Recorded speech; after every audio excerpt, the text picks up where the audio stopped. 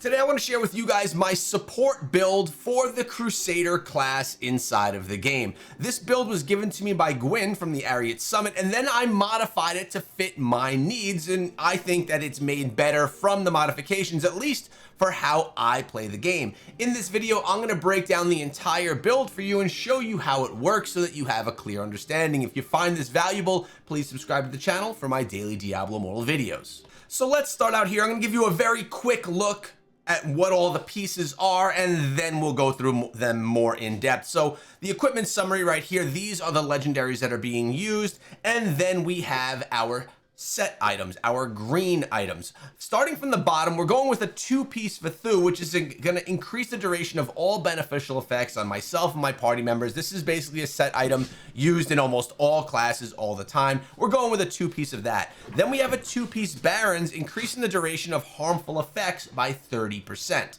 And finally, we're wearing a four-piece Agmit's Conflagration. The duration of additional ignite status is increased by 30%, and there's a 15% chance of attaching an ignite status to an enemy when dealing damage with primary attacks or skills, dealing a bunch of damage over 3 seconds up to a maximum of 3. Now that we got the greens out of the item, let's go through a bunch of my stats and the actual legendary essences.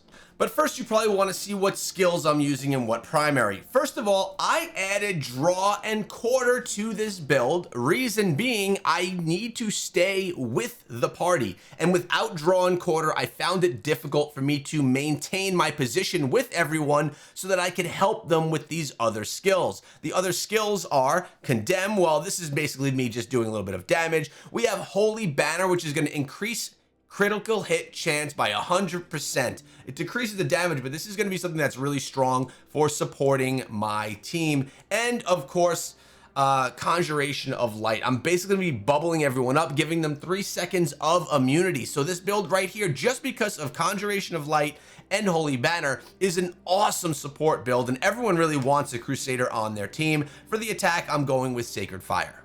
Now, I typically use this build when I'm doing Helliquary or big boss dungeons, but mostly Helliquary. So I'm going with the Survivor Paragon tree. And inside of that, I'm going with Indestructible.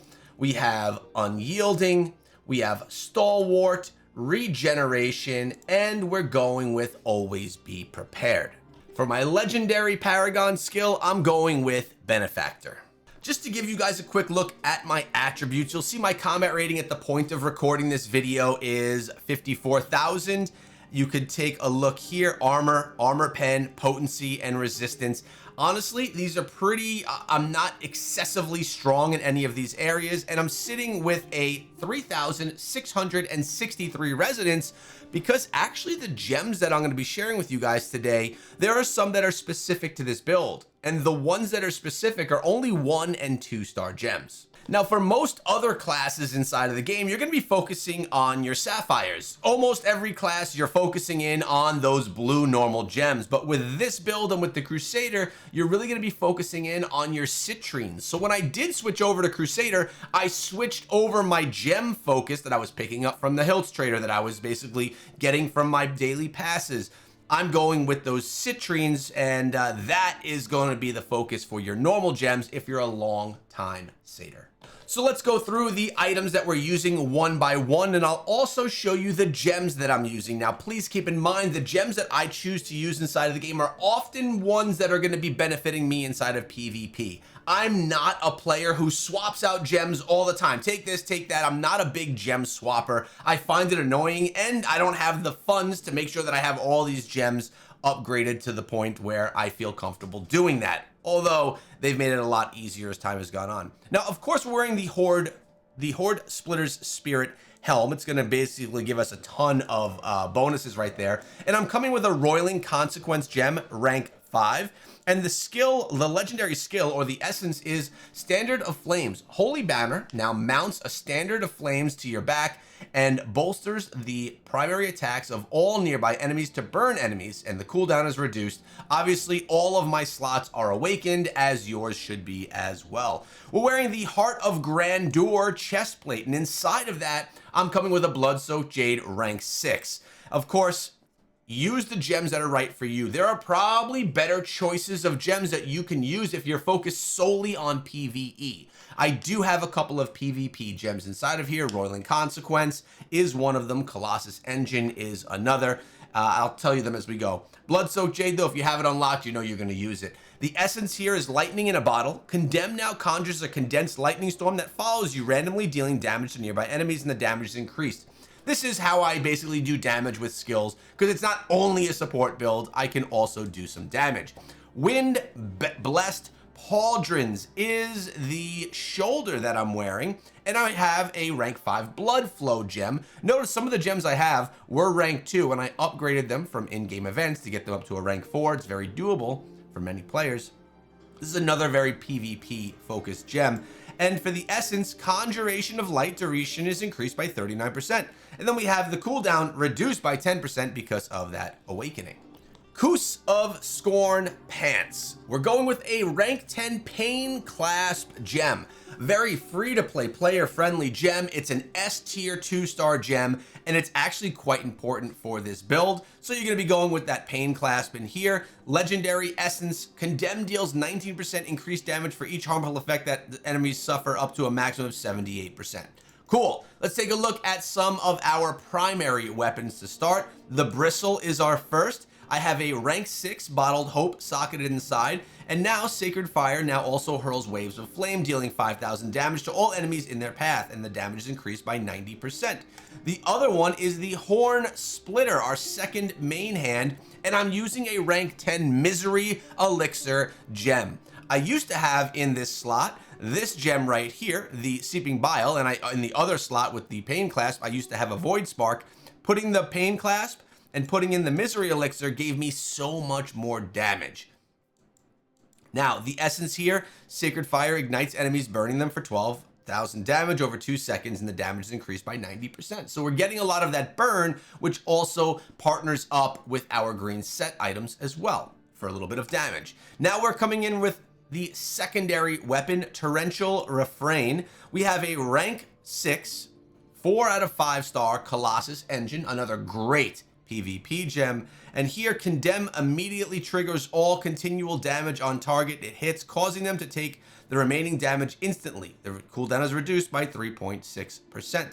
And the final secondary weapon is Doom Parade. Inside of here, a rank 5 Gloom Cask, 4 out of 5 star. This is not an essential one for the build, I just happen to like it. And Condemn's critical hit chance is increased by 19%. Now, let's take a look at some of the cursed properties that I'm wearing.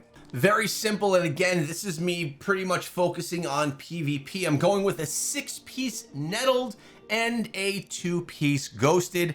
I don't think either of these is essential for this build to be effective, but they're the two that I like to run with.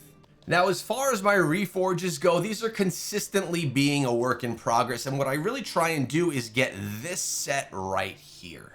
I like the Vengeance family attribute because it's going to make my primary attacks have a 2% chance of increasing all damage I deal by 100% for 1 second. So I'm essentially looking to pull in any of these attributes, and I want at least 3 of these on my thing here. So attack speed, damage to players, damage to demons, damage to enemies suffering loss of control, or damage to shielded enemies. I usually like to come in with these 3: attack speed, damage to demons, and damage to enemies suffering loss of control. I think that's pretty standard across all of them. Attack speed, damage to demons, damage to shielded enemies.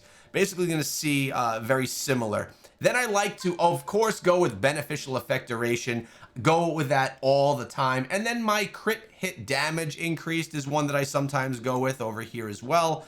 But really, it's about getting myself that Vengeance set on all of my pieces. That's just where I go with all of my Reforges.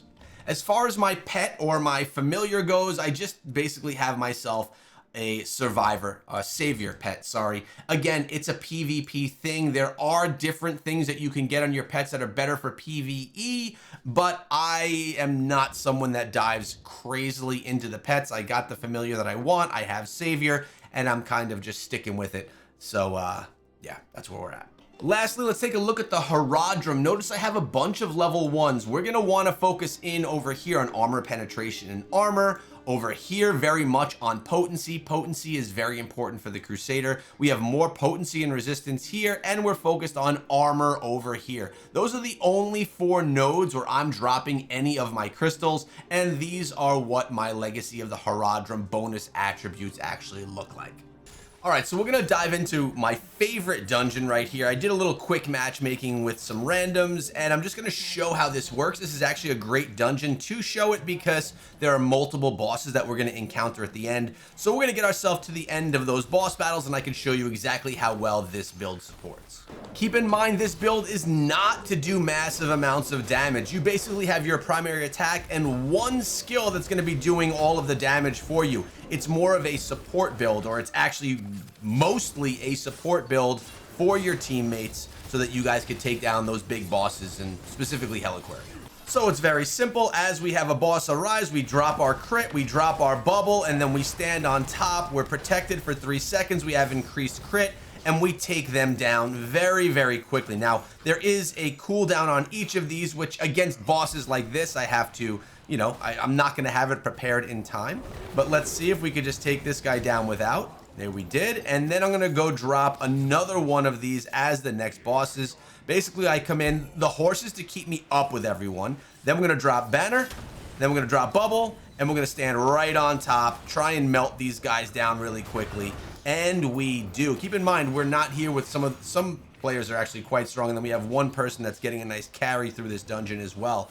The final boss right here. Let's see if we can get our crit down right here. Boom, we do. Let's get ourselves out of the way, make sure we don't get struck by anything. Bubble on top of everyone, we're all safe, and Sargoth goes down. Really a great example of how you can protect your team with this build. I wanted to give you guys this build as direct as I could so that you were able to see exactly what it was that you needed to put this together quickly without wasting your time, and then give you a good example. Hopefully you enjoyed the video, found it valuable and useful, and decided to subscribe because I'll be back here tomorrow with another video. I'll see you guys there.